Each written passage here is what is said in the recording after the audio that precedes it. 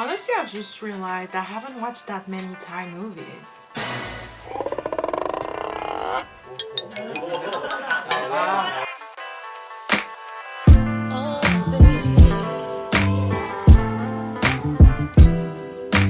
Today I wanted to have a chill little video about the Thai movies I've seen. It's gonna go from my fave to my least fave, but every movie on this list has something interesting to say. And I also didn't include every movie I've seen, but only the ones I think you should watch. Let's start with probably the most well-known Thai movie in the past few years, Bad Genius. I took my time between the day I learned about it and the day I actually watched it with my friends because I knew it would be amazing. And surprise, it was. It's really a movie comparable to American blockbusters in terms of plot, production and acting. In fact, I think it would have been even bigger if it was an American movie. Usually, action and suspense movie kind of sacrifice the character development, but here it was not the case at all. The characters were still interesting and well developed. So yeah, I won't say much more because I don't want to spoil any of it, but go watch it. From the very first trailer of Judeo the movie, I was incredibly excited. Mostly because it had Wat in it, but also because it had a gay storyline. And I know it was a remake of a Korean movie called Bungee Jumping of Their Own, but I decided to hold off watching the original movie before I could watch Judeo the movie first. And knowing basically nothing about the plot, I finally watched it and loved it. Sure, it has flaws that I won't say because I don't want to spoil the plot, but the acting was amazing, especially Wat, who is, for me, in my opinion, one of the best Thai actors today. The cinematography is amazing and the story is truly beautiful.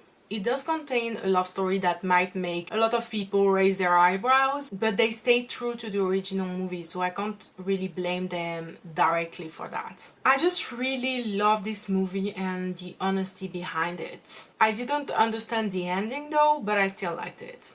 I'm staying so vague, I'm so sorry, but I really don't want to spoil anything about this movie. So now the movie Fathers. It contains a few actors I know. It's about two male partners who would absolutely be married if Thailand allowed same-sex marriage. By the way, why won't Thailand pass a same-sex marriage bill? It's beyond my understanding, but I'm planning on making a full video on that because it's just like flabbergasting to me. So they have been raising a son that one of them has actually adopted legally. And so they are a happy little family. Until, as you can imagine, some stuff goes down to make the movie both more interesting and more relevant in terms of the topic. It's overall a very lovely movie. I would compare it to He's the Movie or more the other way around because it came out before. But if you like that one, you will definitely like Fathers. Also, it's on YouTube for free with subtitles, so like you have no excuses not to watch it. In case you didn't see enough sad gays in Judeo the movie, I have just the movie for you, which is How to Win at Checkers Every Time. It's probably one of the earliest Thai movies I've watched, and I've watched it a few months ago and I really love it a lot. It's very sad, it deals with a lot of fucked up topics, but I feel like it's a really important movie. The acting is amazing and it also contains my dad Tony Rakayan, so yeah. Also from a cultural standpoint, I feel like it's a very important story because it tells us about the military service in Thailand, and I didn't know at all about that, and it's just really interesting to exploit this part of the culture. So I watched the movie Yes or No a little while ago because I'm really desperate for some bisexual and lesbian women representation in Thai dramas and movies. It just annoys me a lot that gay and bi men get all these BL shows, which yes are flawed but are at least a little bit of representation, while the lesbian and bi women get absolutely nothing.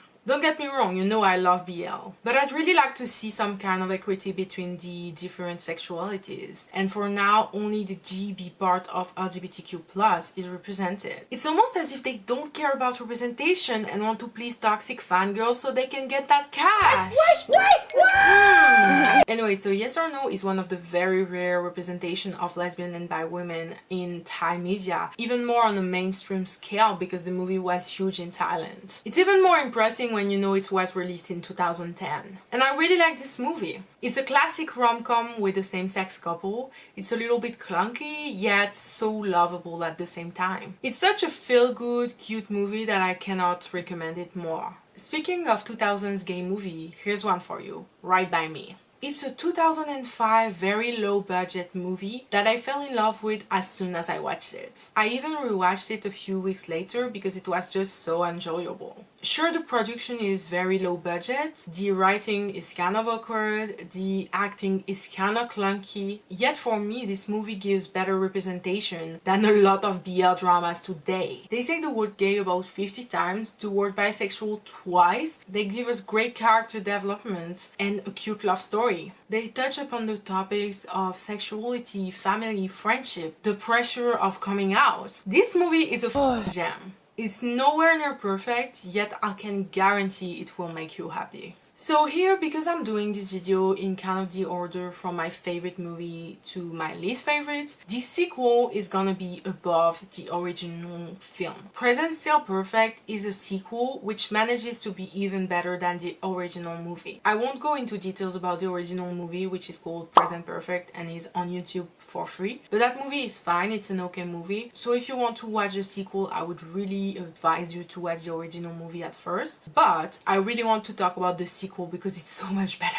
While the original movie doesn't seem to know what it wants, having way too much build up for the actual relationship, the sequel actually has a very focused goal, bringing the characters together one last time. And fuck is it efficient. With many references to the original movie, the sequel actually adds so much more substance to the relationship. It makes the character more lovable and actually takes place in a better setting in my opinion. The characters rekindling their relationship with the Thai island as the backdrop was really beautiful. And the conclusion to the story is expected but sincere and satisfying. I could not recommend this movie more if you want a gay rom-com that is not overly funny but will make you feel good for sure. So I expected something completely different from the movie Brother of the Year. I don't remember the exact summary I read, but it was something along the lines of a brother tries to get in the way of his sister's relationship. So what I expected was a rom-com with the brother as the main obstacle to the relationship. Oh, how wrong I was. While the romantic relationship is very cute to see, it really takes a step back to the main relationship of the movie, which is the siblings' relationship.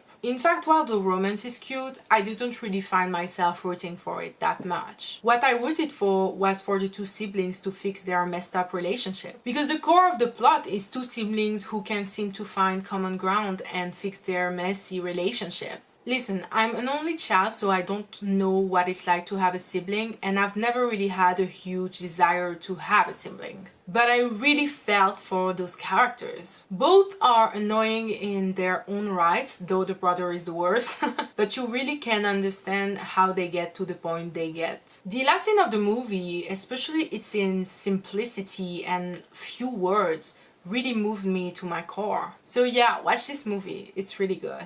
In today's story of I've watched a movie for its gay character but actually ended up loving it for another reason, we have Driver. How can I describe this movie? I don't want to spoil the movie, so I won't say much, but it's basically an investigation by a wife whose husband has disappeared. She's accompanied by their family's driver because they're rich as fuck.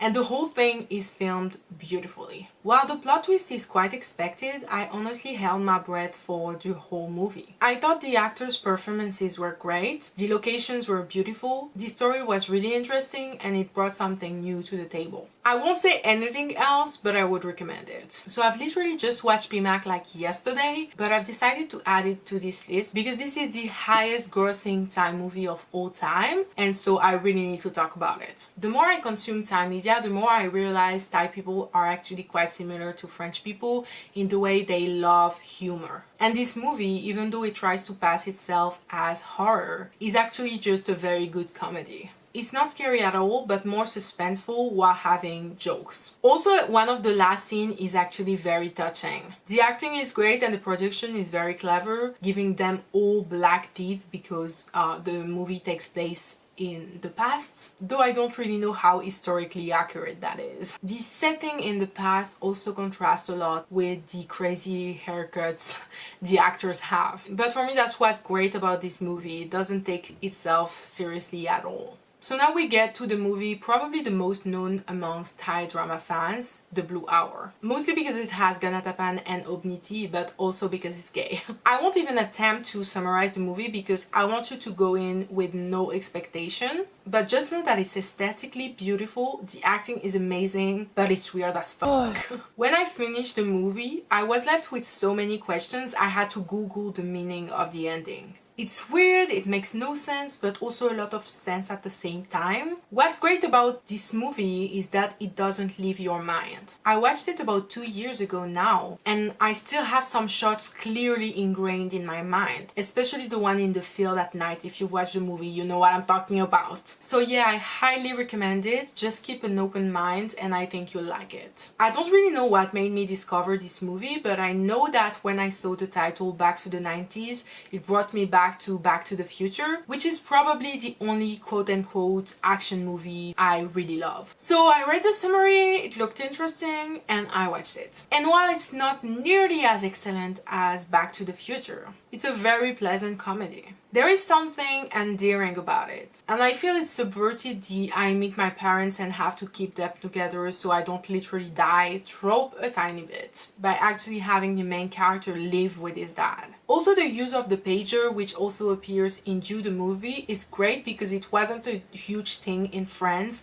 like it was in Thailand. It was only used professionally, so the basic citizens didn't have it. So every time I see them in Thai movies and dramas, I feel really happy to be able to experience them when even my parents didn't get to experience them. So yeah, is this movie groundbreaking in any way? Not at all. But if you want a chill little comedy that takes place in a place and a time that you've never been to, go for it. So did I watch this movie because it has the same title as Friendzone the series? Yes I did. But it has absolutely nothing to do with the series at all. I also really like the actress Baifern, who is very talented and one of the biggest actresses in Thailand. So the movie is extremely simple. There's two best friends and the dude is in love with the girl, but she's put him in the friend zone. This is a rom-com, so there are some pretty funny moments. I also like that it takes place in different countries and the main lead is a flight attendant. While the story is very basic, the acting and chemistry are great and make you feel really invested by this relationship. And the plot twist at the end was really fun. I really enjoyed this rom-com, so if it's your cup of tea, go for it. So now the movie Where We Belong. This movie really disappointed me because it promised me lesbians and didn't deliver.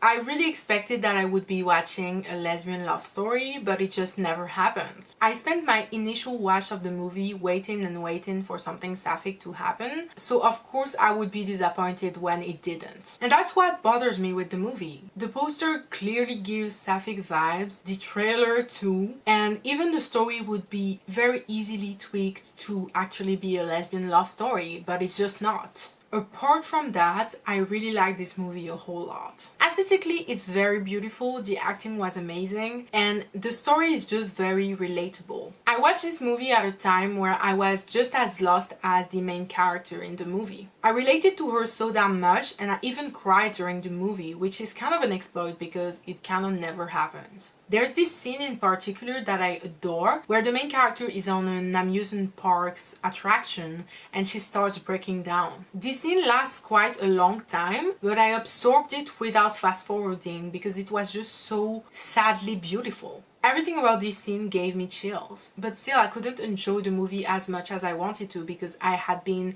advertised something that wasn't delivered. I might watch it again soon now that I know that there are no lesbians in this, and I probably like it more now that there is no disappointment. So now Waterboy the movie. I've expressed a few times that the movie is much better than the series, and I really mean it. This is a classic love story between two guys with the girlfriend trope and the internalized homophobia trope, though both tropes are much less present than in the series. This movie isn't at all revolutionary or anything, but I still like it a lot. Probably because I really love both actors and it has a lot of lovesick actors. I also thought the chemistry and acting were good in my opinion, but the story in itself was really rushed. It's funny because in the series the story is too slow, but in the movie it's too fast-paced. It's like the story can never really find its ground. So Mei Hu is a ridiculous Thai comedy that happens in high school. It has Pun Pun, Bank and Thor, who all come from hormones, and I quite liked it. I don't have much to say about it except that I had a fun time and that I enjoyed how quirky it was, though the plot twist at the end felt a little forced, not gonna lie. So for me it's not a must watch, but if you want a cute little comedy, I think you will enjoy it. So next I watched the movie Tropical Malady because it was gay and won a prize at Cannes, but god was it weird. The first part was good, very contemplative and slow, but I really enjoyed the cute love story. And I really liked how quiet and beautiful the movie is. Then halfway through the movie, the story cuts and changes to a whole different plot of a soldier chasing a tiger. It's still the same actors, but I'm sorry, it was so slow I had to fast forward a little bit. Even though the shots are beautiful, nothing really happens and you can't really make sense of it all. So for me, these directors' movies are really the equivalent of contemporary art in paintings. It's weird and slow and you don't understand much, but I still quite liked it. It really brought me a new perspective. It showed me what a weird contemporary Thai director could do. I do think you should give it a chance, not to find a movie you love, but to find a movie that will challenge the way you see things. Let's move on to Ghost Ship. It's no secret that Thai people love horror, especially when the Buddhist faith has so much ghost stories and mythical creatures.